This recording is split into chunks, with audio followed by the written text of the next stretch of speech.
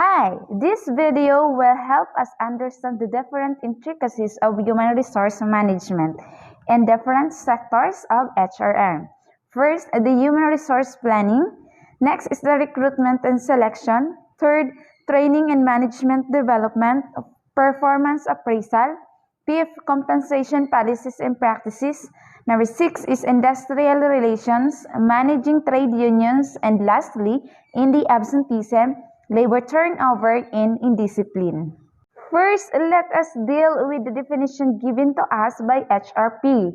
It is a process of ensuring that it has the right numbers and kinds of people in the right places at the right time, doing the things for which they are most economically useful. And HRP resource planning at different levels. So first, HRP at corporate levels. Second, strategic or intermediate level planning. And third, in the enterprise level. So, human resource planner or the professionals or the human resource planner. So, they are the expert in influencing the corporate planning activity because they possess adequate knowledge of the macroeconomic scenario, availability of internal human resource, outside labor markets, and overall corporate planning activities. They played as the administrative role, strategic role, central and specialized role. What are the intricacies involved in HRP? So first, human resource planning must be coordinated with the other management in human resource functions. Second, the management does not adopt manpower planning as a strategy to achieve corporate objectives as it increases the cost of manpower more than the increase in the sales turnover. Third, human resource planners do not have a strong sense of mission and direction, so they often spend much of their time looking for something meaningful to do while the organizations question the reasons for their existence. And fourth, the information system with regard to the human resource is still in its infancy stage. As such, the reliable information and data relating to the trends in human resources, labor markets, and other industries is not sufficiently available. As a result, employers do not have faith in manpower planning. Fifth, HRP starts with developing an accurate skills inventory and replacement chart. However, it is a Herculean task to know and judge the accurate skills of the workers and employees. Instances have been found where there have been an overestimation and underestimation of potential skills of the workforce. In number 6, the HRP practices are full of uncertainties due to technological change, uncertain market conditions, seasonal employment, labor turnover, absenteeism, etc. These uncertainties in HRP practices makes HRP less reliable. In number 7, human resource plans must be derived from the organizational plan. For this, it is very necessary to develop a good communication channels between the organization planners and the human resource planners, but this does not happen in actual practice. Instead, there arise conflicts in their viewpoints. Number 8, in many organizations, the role of the HRP is limited and confined only to the manpower forecasting, recruiting, and to adjust to the mismatch between demand and supply of workforce. Number 9, it is very difficult to distinguish between HRP and HRM because in many organizations, the functions of HRP have been mixed with that of the human resource functions. As such, the HRP department does not have an identity of its own in terms of action and performance. Number 10, the human resources in any region have 3 aspects increasingly more important in the sequel. First, physical fitness. Second, dexterity. And third, attitude, outlook, and mindset. So this third aspect makes soft resources on the social capital, while the first 2 aspects of human resources are generally considered in planning for development. The second one is we will take a look at the intricacies that occurs or involved in the recruitment and selection. But first, let us define what is recruitment and different terminologies including in it. So first, recruitment is the process of searching and attracting the talent position in an organization. Selection is the process of choosing the right person for the right job at the right time, at the right place, in a right number. A productive employee is deemed to be an asset for an organization. Recruitment policy is the policy reflects the reputation and image of the organization. It spells out the objectives, sources of the recruitment, guidelines, and the procedures for the implementation of the recruitment program. It also establishes broad guidelines for the staffing process by indicating the quantity and qualification of manpower required. So the intricacies involved in recruitment and selection is first, HR professionals are not able to recruit specialists working abroad with cutting-edge technologies. The reason is that the companies are unable to pay the specialists the desired amount, due to which the specialists show their reluctance in taking the job. Second, the changes in the recruitment landscape have brought in many new ways and methods of the recruitment and other allied practices. They have optimized the utilization of available resources with the employers and employees. This, in turn, has also enabled private companies going global and vice versa. However, public sector companies are still making use of newspaper ads, campus recruiting, or employment exchange for attracting the applicants. Third, limited perceptual ability is therefore the biggest global barrier to the objectives and rational selection of staff.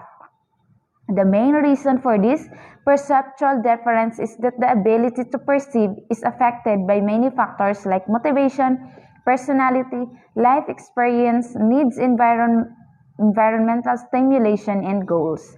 The fourth one is public sector companies' lack of efficient personnel, as they are bound to recruit certain percentage, and it is a Herculean task to find a suitable candidate in the class, despite condensing the various concession and relaxation. However, this is not the case with private sector companies, because there the recruitment is done entirely on basis of merit for all the class of people, and hence they have a quality personnel with high degree of efficiency.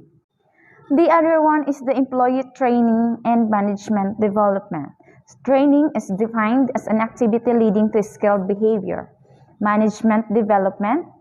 Top officers in organizations have realized that sound training efforts are needed to continue the development of personnel for future managerial positions.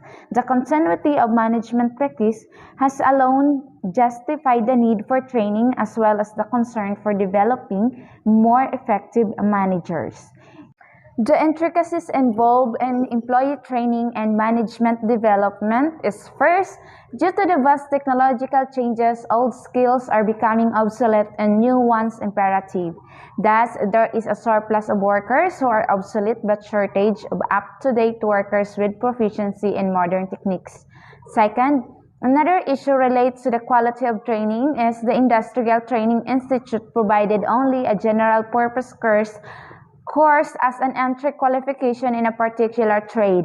The real training must be provided on the job, conforming to the needs of particular industrial undertaking. Third, it is quite common that training activities of any organization are largely measured by number of training programs conducted per year, or number of training programs per employee per annum, and not by the quality of training program. Fourth, there should be proper matching between the training output and expectation from the training, which yield benefits to the organization. In many organizations, training is imparted routinely merely for the fulfillment of defensive figures without proper assessment of its impact on the organization. And number 6, many organizations do not realize the need to evaluate the training development programs once the session ends, and give lame excuse of lack of time, resources, and the tools.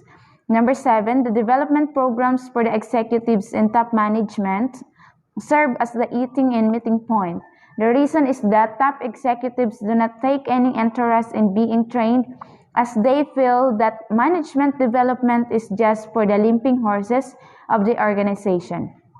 Moreover, they do not have enough time, nor do they try to spare some time from their busy schedule. Next is the performance appraisal. So performance appraisal, it refers to all those procedures that are used to evaluate the personality, the performance, and the potential of an employee in communicating the results of the evaluation to him for the purpose of rewarding or developing the employee. And performance appraisal management is a critical and something controversial aspects of organizational management. What are the major issues in performance appraisal?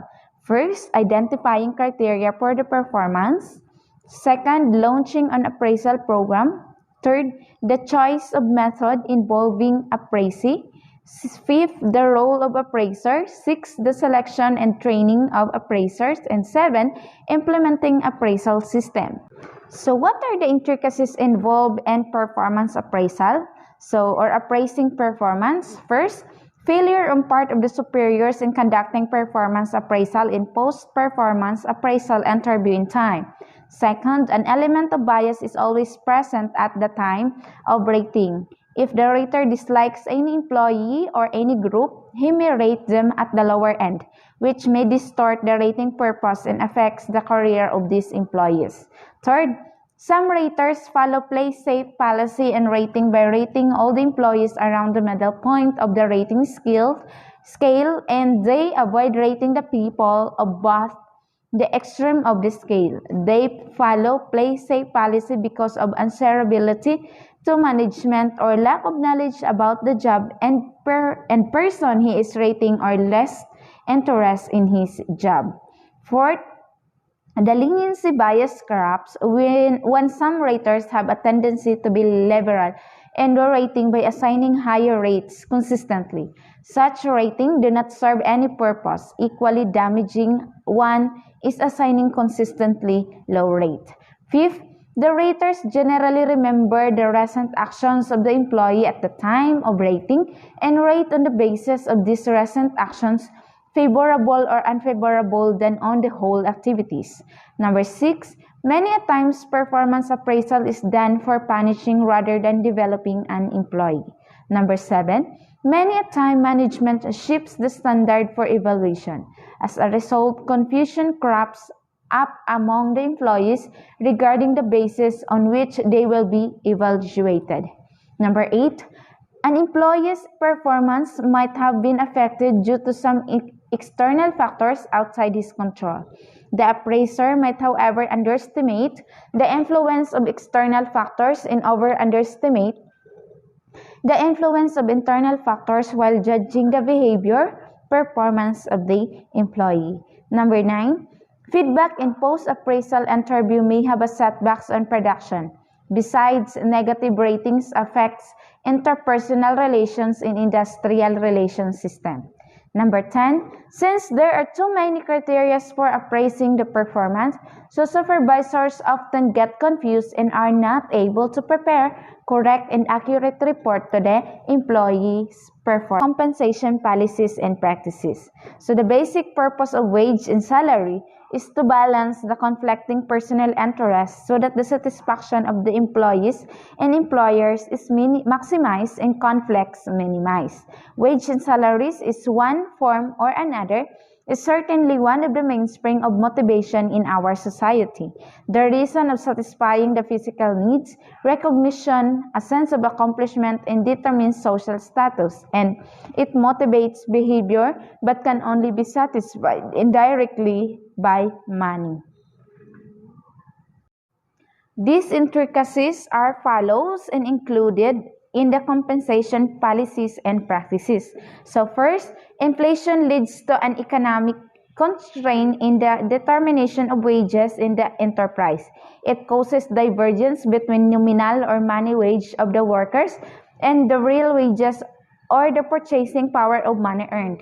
Moreover, it also exerts heavy pressures on the wage and salary commission of an enterprise for upward revision of pay or at least payment of the A, which hampers the process wage determination within the policy framework of an enterprise. Number 2, constraint may arise from the regulatory and prescriptive legislative provisions embodied in various acts like Payment of Wages Act.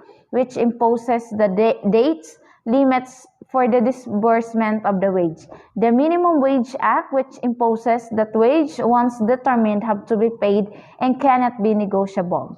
And the third one is the Equal Remuneration Act, which prescribes equal pay for equal work for men and women. Third, a number of wage boards have been established by the central and state government for wage standardization at national level, which lead to mass-scale governmental intervention. Indeed, this wage board performed the task of wage revision and standardization similar to the collective bargaining system operating in a democratic industrial society. And fourth, there are no systematic plans and standards in the organization for determining the viability of the fringe benefits program. The next one is industrial relations. So industrial relation means that the employer-employee relationship confines itself to the relationship that emerge out of the day-to-day association of management and the labor. In its wider sense, industrial relations include the relationship between an employee and employer in the course of the running of an industry and may project it to spheres, which may transgress to the areas of quality control, marketing, price fixation, and dispositions of profits among others.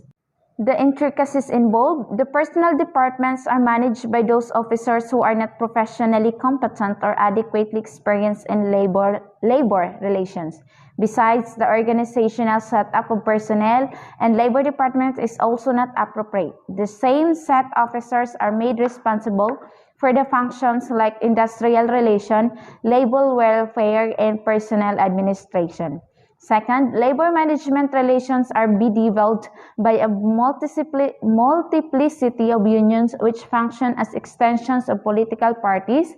As a result, workers are swayed away by clever orators.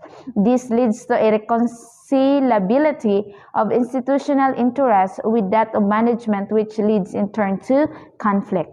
Third, the management do not send their representative during conciliation proceedings, nor do they accept suggestion for reference of disputes to arbitration. In fact, they refer the industrial disputes to labor courts or tribunal for an impartial determination of the merits of the cases.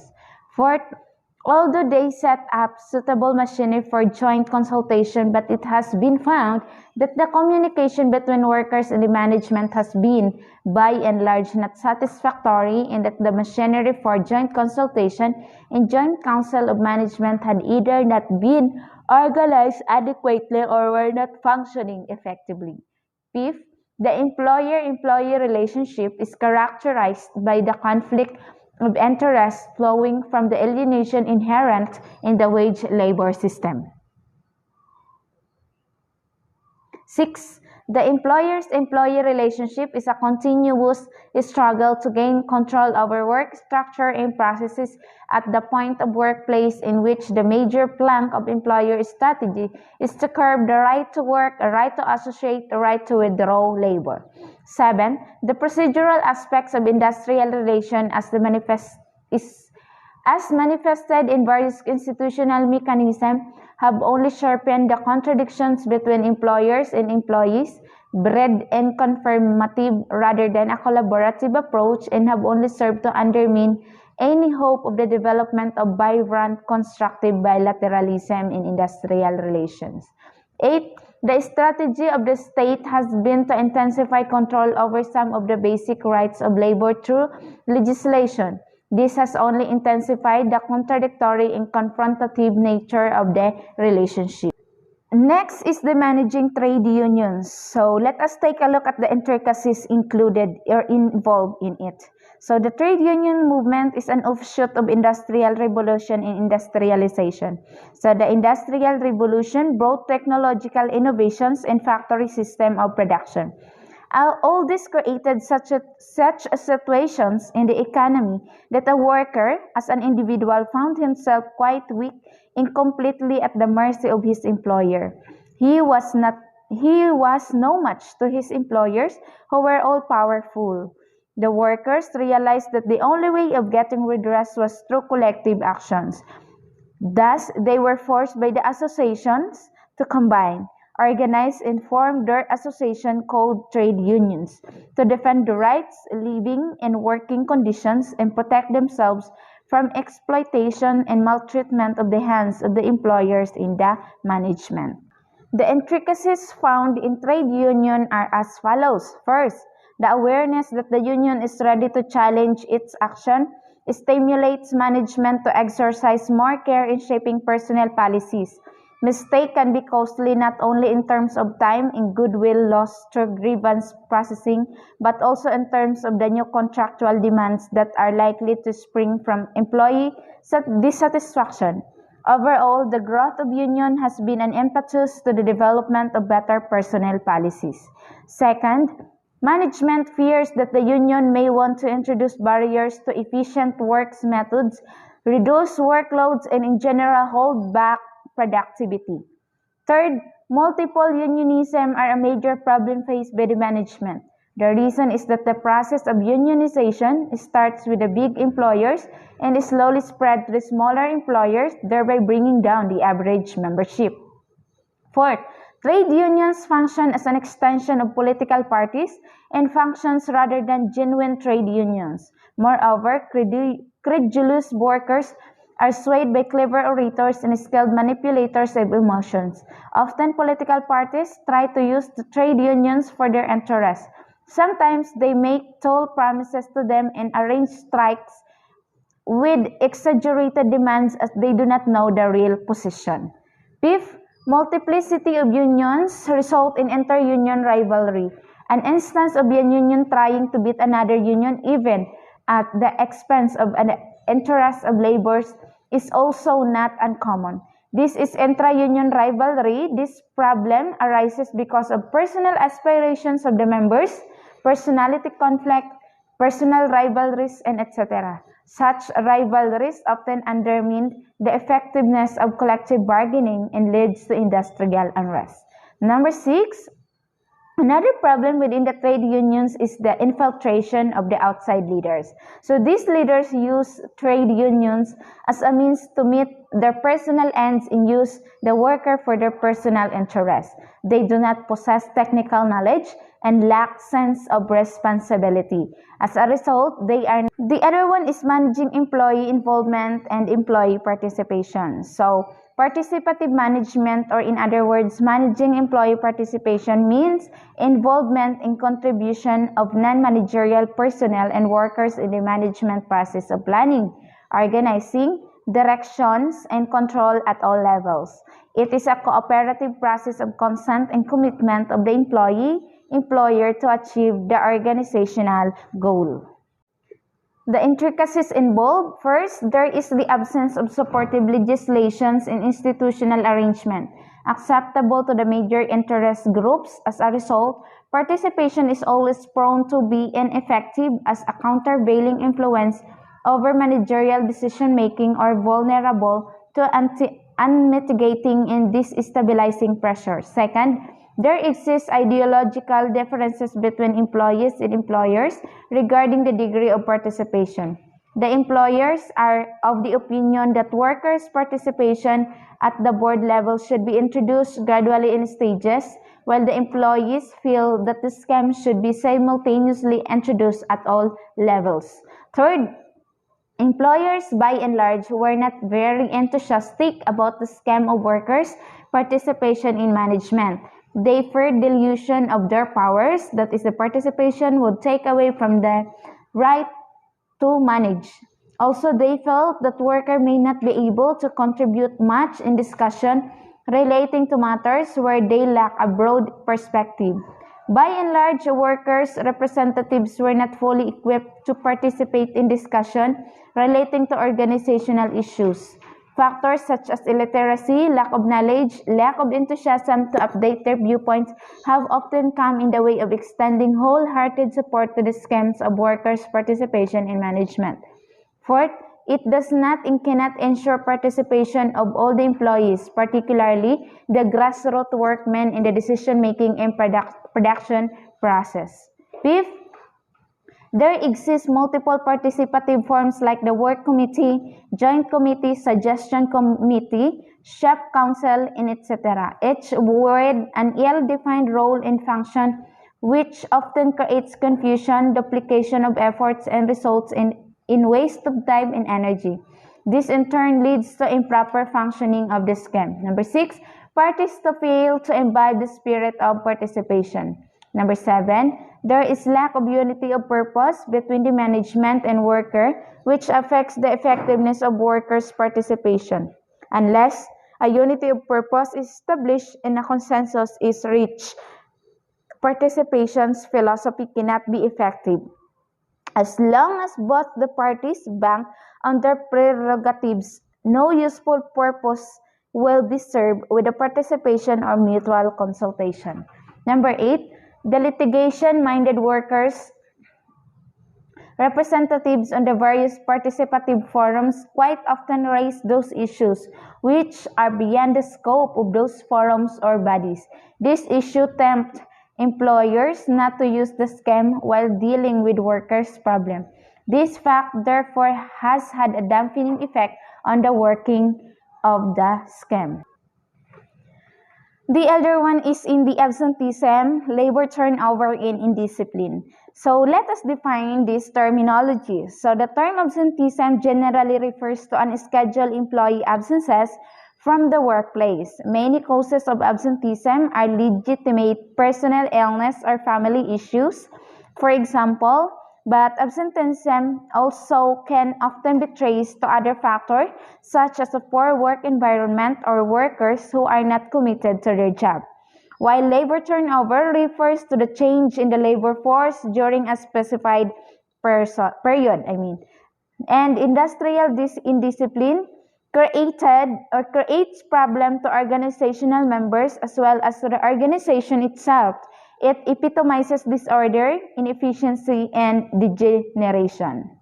So what are the intricacies involved in absenteeism? So absenteeism can take financial toll in several different aspects. It is a widely held view that high level of absenteeism have negative repercussions on the quality and cost of operations. According to scientific theory of work, workers who temporarily stand for their absent colleagues affect production quality level because of the lack of work specialization and experience. In majority of organizations, high rate of absenteeism has an adverse effect on efficiency of workers and organization, organizational discipline, and more importantly, on the organization intention to fulfill the new market demands. The absenteeism develop a considerable loss to organization because work schedule gets upset and delayed and management has to provide overtime wages to meet the delivery dates. Other operational consequences of absenteeism include greater financial costs to the employer as well as a greater employee workload. Each of these impacts has the potential to cripple an organization's operational ability and seriously undermine its effort to stay competitive or viable. These intricacies in public sector undertakings were the score of the 19th and 20th century. In the 21st century, the problem of absenteeism is rare in case of public sector's undertaking because of the stringent disciplinary action and grant of enough leaves. The high rate of labor turnover is a great handicap for the organization, for it implies wage of resources, reduced output, and deficiency of skilled manpower. It leads to an enhancement in the training budget every time new workers are appointed. It may have the effect of wastage of resources, materials, and equipment. When workers leave the concern, the production may not be allowed to be hampered, and to make it up, the existing workers may be asked to work overtime. It means extra cost of overtime payment. However, this problem of labor turnover is mostly not found in public sector undertakings, as nowadays to get a job in public sector undertaking is an uphill task, especially for the worker class. Moreover, the facilities and benefits which the worker enjoy in public sector with lesser efficiency are not available in private sector. Hence, no one wants to leave the organization. Next is, moreover, high rate of labor turnover and absenteeism disrupt the normal production, thereby creating an environment of indiscipline. But this problem of indiscipline is also an old gun affair in public sectors undertaking. There are stringent code of conduct not only for the workers but also for the top executives, managers, and supervisors, which, if they forego, runs the risk of suffering a punishment or even losing job at time, bringing misery to themselves and their family.